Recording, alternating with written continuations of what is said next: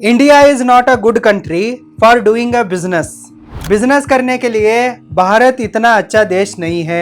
यदि आप इंडिया में अपना खुद का एक बड़ा बिजनेस या स्टार्टअप को शुरू करने के बारे में सोच रहे हैं तो आप प्लीज़ इस वीडियो को ध्यान से देखिए और एक और बार अपने डिसीजन के ऊपर सोचिए।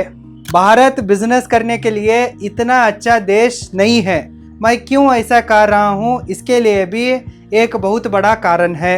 वर्ल्ड बैंक के 2019 के रिपोर्ट के हिसाब से ईज ऑफ डूइंग बिजनेस में भारत का रैंकिंग 63rd पोजीशन पर है, वो भी आउट ऑफ 190 कंट्रीज। 190 कंट्रीज में ease of doing business ranking में भारत का स्थान 63rd पोजीशन पर है। इधर आप देख सकते हो ईज ऑफ डूइंग बिजनेस में भारत टॉप 50 में भी नहीं है। फिर ऐसी हालत में भारत कैसे वर्ल्ड लीडर बन सकता है, कैसे विश्व गुरु बन सकता है, आप ही सोचिए। यदि भारत को वर्ल्ड लीडर बनना है तो सुपर पावर बनना है तो एटलीस्ट टॉप 10 में तो आना ही पड़ेगा। जब Bharat ease of doing business में टॉप 10 में या टॉप 5 में आता है ना, तभी भारत बड़ा पावर बन सकता है। फिलहाल अभी टॉप 1 पोजीशन पर न्यूजीलैंड है, टॉप 2 पोजीशन पर सिंगापुर है और यूएसए अब टॉप 6 पोजीशन पर है। इनके हिसाब से देखा जाए तो भारत में अभी बहुत सारे चीज़ों को सुधारने की ज़रूरत है, बेहतर बनाने की ज़रूरत है। वर्ल्ड बैंक इस ease of doing business ranking को इन 10 पैरामीटर्स के ऊपर कैलकुलेट करता है, जैसे कि starting a business, dealing with construction permits, getting electricity, registering property, getting credits यानी लोन और funds, protecting minority investors, paying taxes, trading across borders, enforcing contracts and resolving insolvency। इन 10 पैरामीटर्स के ऊपर World Bank ease of doing business ranking को calculate करता है। भारत का position इसमें 63rd पोजीशन पर है। भारत ईज ऑफ डूइंग में पीछे रहने के लिए 2 कारण हैं। पहला है डर्टी पॉलिटिक्स और लोगों की माइंडसेट। पहले हम डर्टी पॉलिटिक्स के बारे में डिस्कस करेंगे। आप भारत में इतने सालों से रह रहे हैं तो आपको भारत के करप्शन के बारे में अच्छे से पता है। मुझे इसे फिर से आपको बताने की कोई ज़रूरत नहीं है। भारत में घूस दिए बिना कोई भी काम आसानी से नहीं होता है।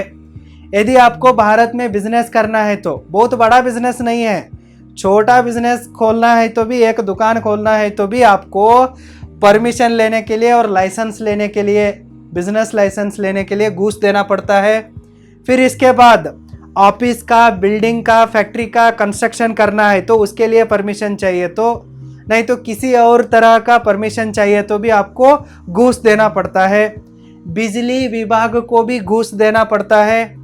लैंड परचेज करने के लिए और उस प्रॉपर्टी को रजिस्ट्रेशन करने के लिए भी घूस देना पड़ता है।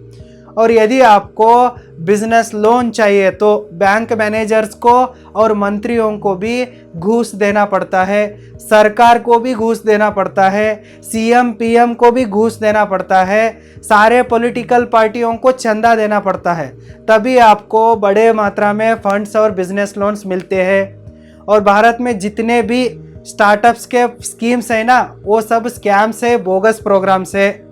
इसमें आपको लोन चाहिए, फंड चाहिए तो आपके पास तगड़ा पॉलिटिकल कनेक्शन होना बेहद ज़रूरी है। यदि आपके पास किसी भी तरह का पॉलिटिकल लिंक नहीं है तो आपको स्टार्टअप की किसी भी योजना के अंतर्गत लोन नहीं मिलेगा, फंड नहीं मिलेगा, ये रियलिटी है। इसके लिए सबसे बड़ा प्रूफ मैं ही हूँ। यदि आप इस प्रूफ को देखना चाहते हैं तो आप मेरे personal YouTube channel director Satish Kumar पर जाके देख सकते हो। उधर मैं प्रूफ के साथ ही इन सारे चीज़ों को एक्सपोज किया हूँ, आप जाके देखिए। भारत में टैक्सेशन में भी बहुत सारे प्रॉब्लम्स है। भारत का टैक्स सिस्टम बहुत गंदा सिस्टम है।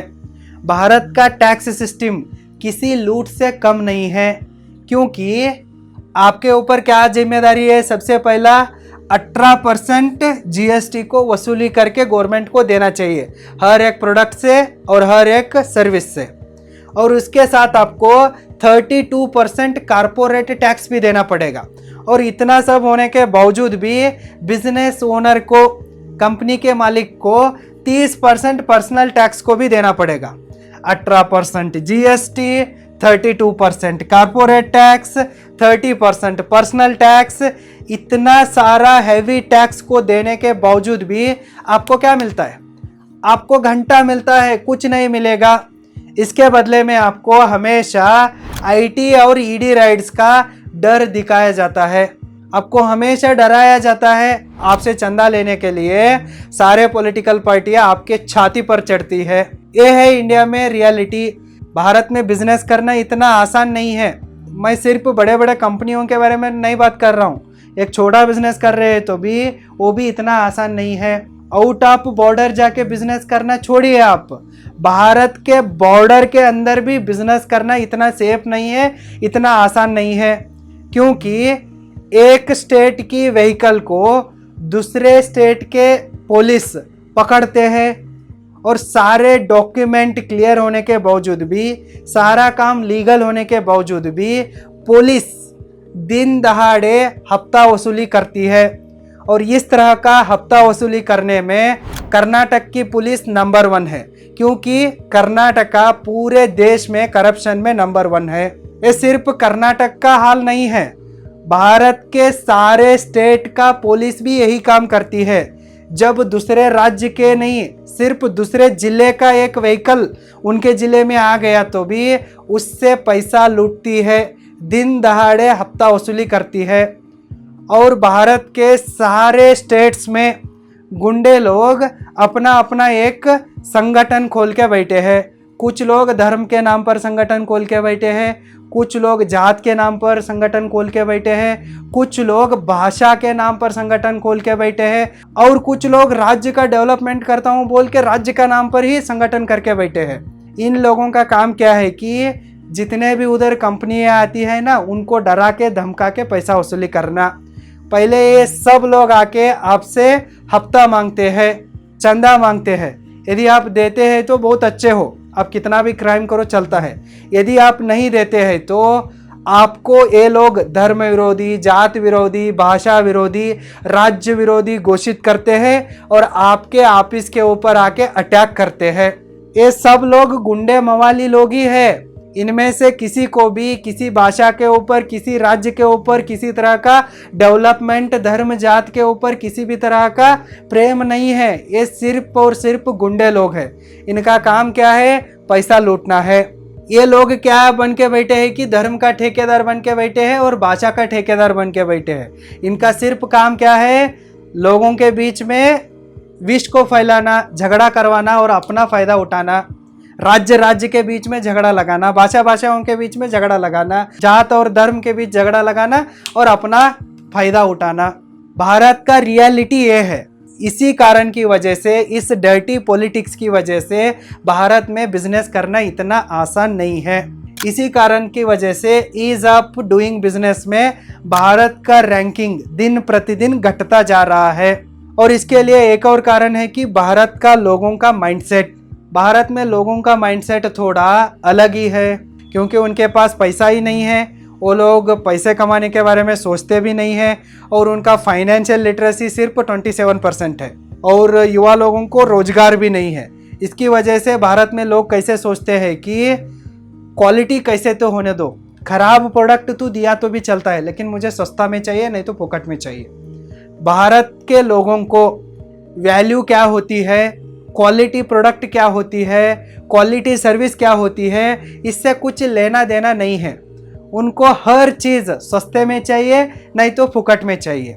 यदि आप अच्छे प्रोडक्ट को बनाते हैं तो ऑब्वियसली इसका प्राइस बढ़ जाता है, लेकिन भारत के लोग इसे खरीदते नहीं हैं। यदि आप अच्छे प्रोडक्ट को सस्ते में देते हैं तो आप सर्वाइव नहीं करते हैं, इसलिए आपको करप्ट बनना ही पड़ता है, मिलावट करना ही पड़ता है। ये करप्ट बन के मिलावट करके भी आपको सर्वाइवल का दिक्कत आता है तो आपको टैक्स चोरी तो करना ही पड़ता है। इसलिए भारत के ऑलमोस्ट ऑल बड़े बड़े कंपनियां अपने बिजनेस को सिंगापुर में जाके रजिस्टर करती है, इस टैक्स लूट से बचने के लिए करती है। इस तरह से डर्टी पॉलिटिक्स और लोगों की मेंटालिटी की वजह से भारत में बिजनेस करना इतना आसान नहीं है। इसके ऊपर आप क्या सोचते हो, इसे हॉनेस्टली कमेंट कीजिए। एक और लेसन में फिर जल्द मिलेंगे, तब तक all the very best, take care and thank you so much.